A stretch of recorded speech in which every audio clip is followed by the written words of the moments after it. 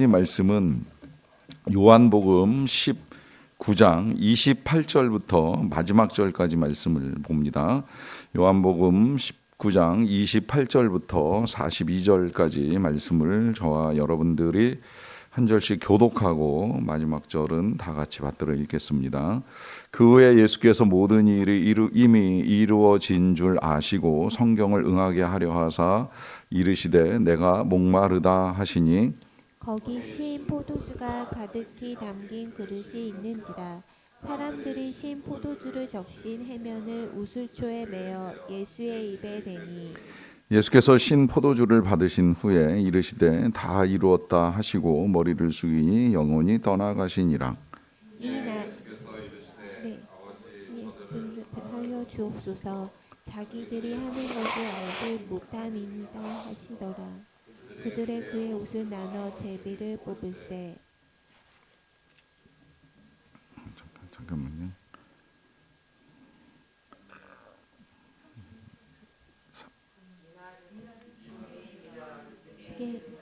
유대인들은 그 안식일이 큰 날이므로 그 안식일의 시체들을 십자가에 두지 아니하려 하여 빌라도에게 그들의 다리를 꺾어 시체를 치워달라 하니 군인들이 가서 예수와 함께 못 박힌 첫째 사람과 또 그 다른 사람의 다리를 꺾고 예수께 이르러서는 이미 죽으신 것을 보고 다리를 꺾지 아니하고 그중 한 군인이 창으로 옆구리를 찌르니 곧 피와 물이 나오더라. 이를 본 자가 증언하였으니 그 증언이 참이라. 그가 자기의 말하는 것이 참인 줄 알고 너희로 믿게 하려 함이니라. 이 일이 일어난 것은 그 뼈가 하나도 꺾이지 아니하리라 한 성경을 응하게 하려 함이라. 또 다른 성경에 그들이 그 찌른 자를 보리라 하였습니다. 아리마대 사람 요셉은 예수의 제자이나 유대인이 두려워 그것을 숨기더니 이 일 후에 빌라도에게 예수의 시체를 가져가기를 구하매 빌라도가 허락하는지라. 이에 가서 예수의 시체를 가져가니라. 일찍이 예수께 밤에 찾아왔던 니고데모도 몰약과 침향 섞은 것을 100리트라쯤 가지고 온지라. 이에 예수의 시체를 가져다가 유대인의 장례법대로 그 향품과 함께 세마포로 쌌더라. 예수께서 십자가에 못 박히신 곳에 동산이 있고 동산 안에 아직 사람을 장사한 일이 없는 새 무덤이 있는지라. 같이 읽습니다. 이날은 유대인의 준비일이요 또 무덤이 가까운 고로 예수를 거기 두니라. 아멘. 예, 오늘 우리 예수님께서 십자가에서 죽임을 당하신 일입니다. 이 십자가에서 죽는다라고 하는 것이 사실은 뭐 예수님만 경험하신 사건이 아니라 이제 당시에 많은 죄인들이 이제 같은 방식으로 처형을 당했습니다. 특히 이제 이 로마에 대항해서 정치적으로 반역을 일으켰던 사람들이 이제 이 방식에 의하여 처형을 당했습니다. 그래서 이제 한 많게는 200여 명 정도가 이 십자가에서 이제 죽음을 당한 것으로 이제 보통 이제 역사적으로 밝혀지고 있습니다. 그렇게 많은 사람들이 이제 십자가에 달리고 그 십자가 위에서 죽음을 당하는 일이 있었는데 그 많은 사람들 중에 유독 이 예수님의 죽음을 우리가 특별하게 생각하고 교회의 상징으로 십자가를 사용하는 이유가 어디에 있겠습니까? 이게 오늘날로 말하면 뭐 교수용으로 사용되었던 이제 밧줄이라든지 혹은 뭐 전기 충격 의자라든지 뭐 이제 이런 것들을 이제 앞에 놓고 예배를 드리는 것과 크게 다를 것이 없는 상황인데 특별히 이 십자가를 우리가 귀하게 여기는 이유가 무엇이겠습니까? 그건 이제 여러분들 아시는 대로 이 십자가에서 죽으신 예수님의 죽음이 당시에 죽었던 수많은 죄인들 가운데 한 명의 죽음이 아니라 하나님의 아들의 죽음이시기 때문입니다. 하나님의 아들됨, 이게 이제 예수님이 우리와 다른 것인데 그렇다면 우리 예수님께서 하나님의 아들이라는 사실을 우리가 어떻게 알고 그분을 믿을 수가 있겠습니까? 뭐 그 가장 이제 분명한 증거는 이제 부활을 통해서 나타나지요. 다 십자가에 달려 죽었지만 그 가운데 죽음을 이기시고 살아나신 분은 오직 한 분, 예수님 뿐이십니다. 이제 이 사실을 통하여 예수님이 죄가 없으시다는 것과 우리의 죄를 용서하셨다는 것, 그리고 더 나아가서는 하나님의 아들이시다 하는 이 모든 것들의 이제 증거가 되었습니다. 이뿐만이 아니라 이제 이 십자가에 예수님을 믿는 이제 또 하나의 이유는 부활과 더불어서 성경에서 이제 증언하고 있는 내용들 때문인데요. 예수님의 이 죽으심이 그냥 단순히 그야말로 이제 처형 방식에 의해 처형당한 죄인의 죽음이 아니라 이미 오래전부터 성경을 통하여 이제 이루어진 일이지요. 그래서 나중에 이제 로마서를 쓴 사도 바울은 이 율법과 선지자들에게 증거를 받은 이 예수 그리스도시다, 이제 이런 말씀을 하시는데, 율법과 선지자라고 하면 이제 구약의 말씀을 통칭하는 표현이고, 구약의 모세오경 아니면 이제 선지자들의 예언서, 거기에 이제 더하여서 시가서에도 특별히 많은 예수님에 관한 예언들이 나오는데, 그 모든 것들에 의해서 미리 증거와 예언을 받으신 예수님이 이 땅에 오셔서 그 말씀대로 이제 십자가에서 죽임을 당하셨다라고 하는 사실을 우리에게 밝혀주죠. 근데 이 사실을 밝히는 건 사도 바울뿐만이 아니라 지금 우리가 이제 말씀을 읽고 있는 이 사도 요한도 성경과 함께 예수님의 이 죽음의 과정을 이제 목격하면서 일일이 이제 다 정리를 해나가고 있습니다. 그래서 오늘은 본문에 특별히 그런 부분들이 많이 나와서 다시 성경에서 어떻게 예언되고 그 예언된 말씀이 어떻게 이루어졌는가 하는 사실을 보게 되면, 대략 이제 성만찬 때에도 이제 그런 말씀을 사도 요한이 하시잖아요. 나와 함께 떡을 먹는 자가 나를 팔리라 하는 이 시편의 말씀 그대로 이제 가룟 유다가 예수님과 함께 떡을 먹기는 했지만 예수님을 팔아버리는 일을 하게 된다는 사실을 이제 분명하게 밝혀주고 있고요. 그 다음에 이제 우리가 어제 읽었던 본문에서는 예수님이 십자가에 달리시고 난 다음에 벗겨진 예수님의 옷을 이제 이 로마 군병들이 나누어 갖게 되는데, 이것도 이제 시편에 예언된 말씀이라는 사실도 이제 함께 기록을 해 놓았습니다. 그들이 내 옷을 나누고 내 옷을 제비 뽑나이다라고 하는 이 말씀대로 이 로마 군병들이 이제 행하였다라고 하는 것이지요. 그리고 이제 오늘 본문 우리가 읽은 내용에 보시게 되면 제가 놓친 부분인데, 예수님이 포도주를 받으시는 이제 이 부분에 있어서도 지금 시편 말씀이 이제 인용된 것을 이제 알 수가 있겠고요. 그 다음에 이제 이 예수님이 뼈가 꺾이지 않는다는 부분, 이 뼈를 꺾는 것이 이제 당시 처형 방법 중에 하나인데요. 이 십자가는 단순히 그냥 피를 흘리고 고통 가운데 죽어가는 것이 아니라, 십자가를 통한 죽음의 가장 이제 그 이유는 질식사입니다. 매달려 몸이 처지면서 이제 흉부가 압박을 받고, 그래서 이제 숨을 쉴 수 없게 되는 상황에서 서서히 이제 죽음을 맞이하게 되는 것인데, 그 매달려 있는 시간이 이제 길어지다 보면 이제 때가 되면 다리를 꺾어가지고 몸이 더 처지게 만들어서 이제 이 죽음을 앞당기는 거예요. 그러니까 죽어가는 입장에서는 고통스러워도 인간의 본성, 뭐 이게 동물적 본성이라고 해도 틀리진 않는데, 어떻게 해서든 이 호흡을 연장하기 위해서 이제 다리로 이제 버티는 일을 하게 됩니다. 그러면 이제 몸이 떠 있으니까 어느 정도의 호흡이 가능하게 되는데, 그 다리를 꺾어버리게 되면 더 이상 숨을 쉴 수 없으니까 몸이 처지면서 이제 질식사로 이제 숨을 거두게 되는데, 그런데 이 옆에 있는 좌우의 이 행악자들은 다리가 꺾이는 일을 겪었지만 예수님은 다리가 꺾이지 않고 이제 숨을 거두십니다. 그래서 이제 창으로 옆구리를 찔러서 죽음을 확인하는 것으로 이제 마무리가 되는데, 이것 또한 이제 구약의 말씀 여러 군데 이 부분은 이제 이 말씀이 되어 있는데, 뭐 민수기나 뭐 신명기 등 이제 이 그 어린 양이 유월절 제사로 드려질 때에는 이 뼈를 꺾지 않고 제물로 바쳐서 이제 드린 다음에 그걸 이제 이스라엘 백성들이 이제 먹는 그 말씀에 따라서 이제 제사를 진행하잖아요.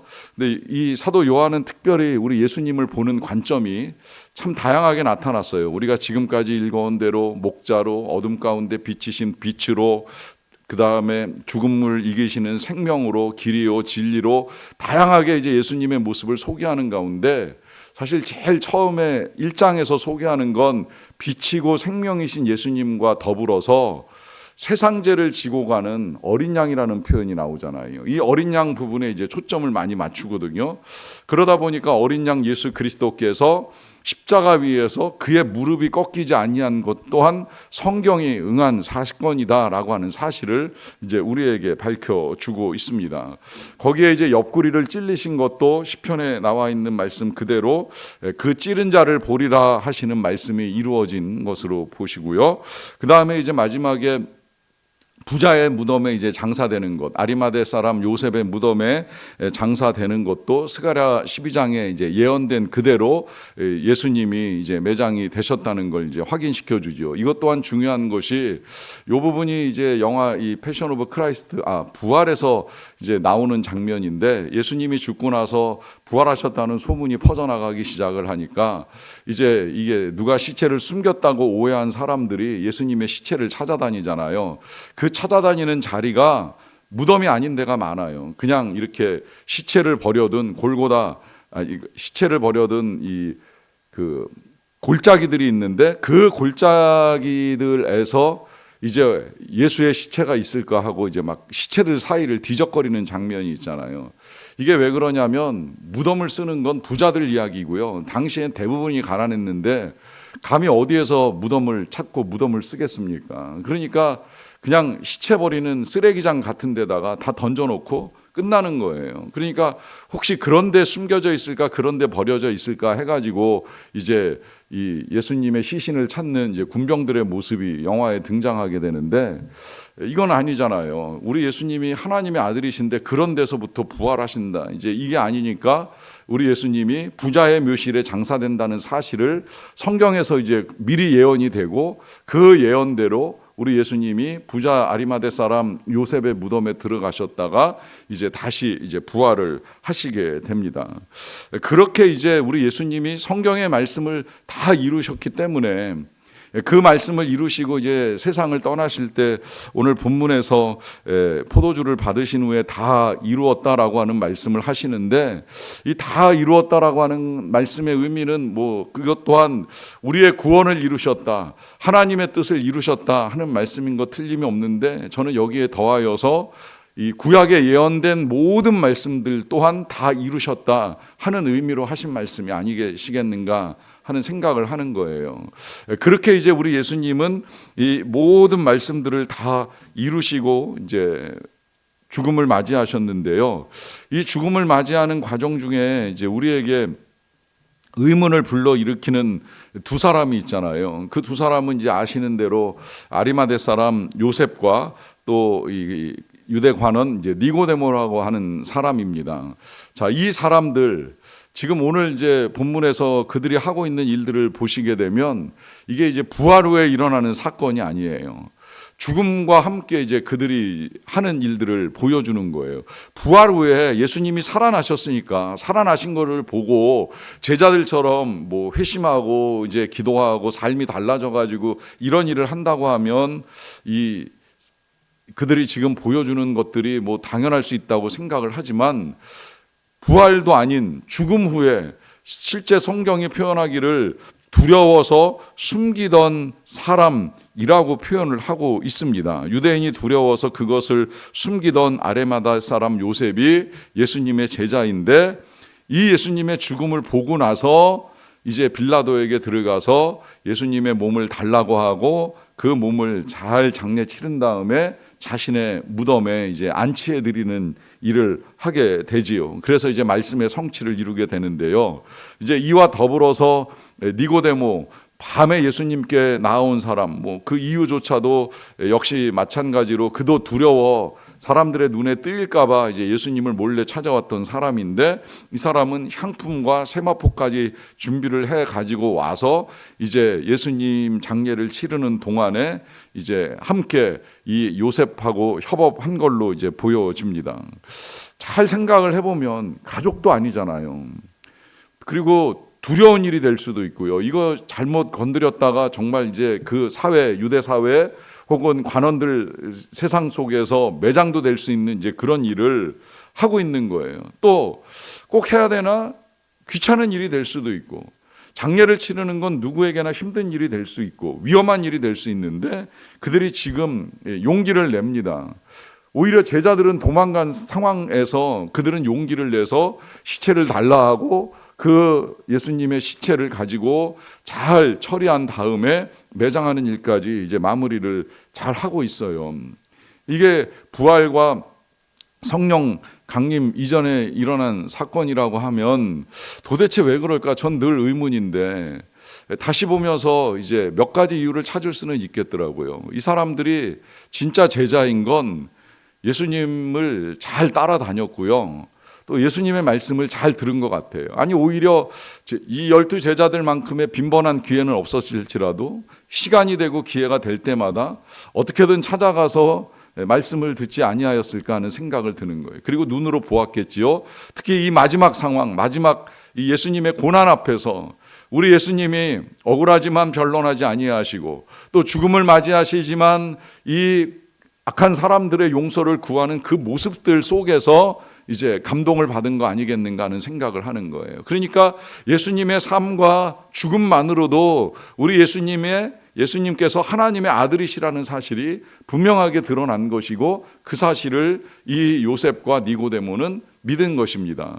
거기에 더하여서 정말 이 니고데모가 간원이고 요셉이 성경을 조금이라도 더 알고 있었던 사람이라면 이제 사도 요한이 깨달았던 것들을 먼저 깨달았을 수도 있는 것이죠. 저분이 저 고난과 죽음은 그냥 일어난 사건이 아니라 구약 성경에서 시편에서 예언서에서 다 예언된 말씀이 하나하나 이루어진 사건이구나 하는 사실을 깨달으면서 결국 그는 예수님이 하나님의 아들이시라는 사실을 받아들이게 되고 그렇다고 한다면 하나님의 아들을 이렇게 방치할 수는 없다는 생각을 가지고 이제 그분을 자신의 묘실에 모시는 이제 귀한 사역을 하게 되는 것입니다. 이 사건을 통하여서도 이제 우리 예수님이 하나님의 아들이시다라고 하는 사실이 분명하게 이제 드러나게 되는데요. 이런 이 모든 모습들을 보면서 결국은 하나님의 말씀을 잘 이해하는 것이 예수님을 믿는 이 믿음의 지름길이 된다는 거예요.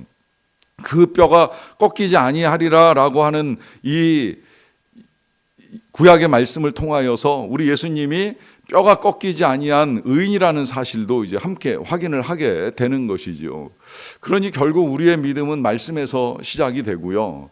말씀을 통해서 믿는 우리의 믿음은 예수님을 믿는 믿음으로 나아가야 되는 것이고 그렇게 예수님을 믿는 믿음을 분명하게 갖게 되면 오늘 이 요셉이나 니고데모처럼 두려워 숨기던 삶에서 끝나는 것이 아니라 이제는 용기를 내서 예수님을 위해 할 수 있는 일들을 찾고 행해 나가는 것입니다.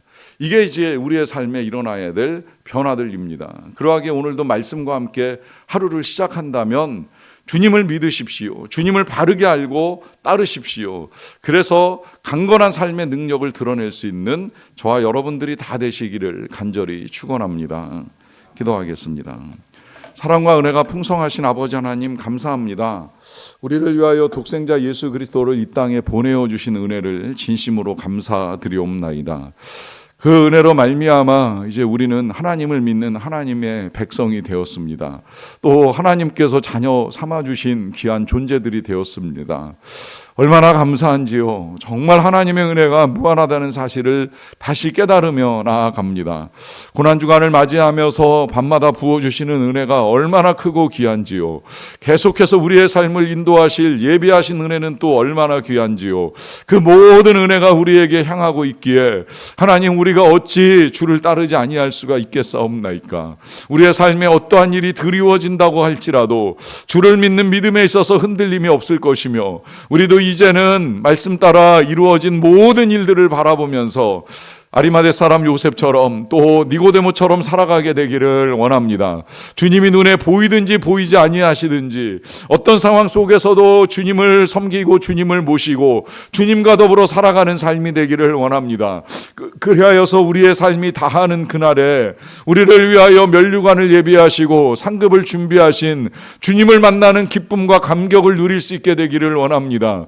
세상 때문에 흔들리는 믿음이 아니라 오히려 세상이 감당치 못할 믿음을 가지고 당당하게, 당돌하게, 담대하게 살아가는 우리의 삶이 되기를 간절히 원합니다. 하나님, 그러한 삶이 우리 모든 성도들의 삶이 되게 하여 주시옵소서. 그러하기 위해 질병도 이기고 가난도 이기고 또 고통도 이기고 주님이 주시는 능력을 가지고 살아가는 믿음의 삶이 될 수 있도록 은혜를 베풀어 주시옵소서. 오늘 고난주간 이 십자가에서 죽임당하신 예수님을 기억하면서 오늘 우리의 삶을 주님과 함께 더욱 강건하게 만들어가는 복된 날 되게 하여 주시옵소서. 특별히 우리 선교사님들 오늘도 붙들어 주시고 그들이 겪고 있는 고난 끝에 부활과 영광이 이를 것이다라고 하는 분명한 믿음을 가지고 이겨나가는 자들이 될 수 있도록 도와주시옵소서. 내일도 토요학교는 계속됩니다. 사랑하는 우리의 자녀들에게 전하고자 하는 복음의 큰 은혜와 능력이 우리 모든 과정들, 꿈쟁이 학교와 그로인과 어하나를 통해서 잘 전달될 수 있도록 도와주시옵소서. 그리고 부활절 주일을 맞이할 때에는 우리 모두가 다시 살아나신 예수 그리스도로 말미암아 기쁨과 감격으로 맞이하는 거룩한 날이 되기를 원합니다. 모든 것 감사드리옵고 예수님의 이름으로 기도하옵나이다. 아멘. 하늘에 계신 우리 아버지, 아버지의 이름을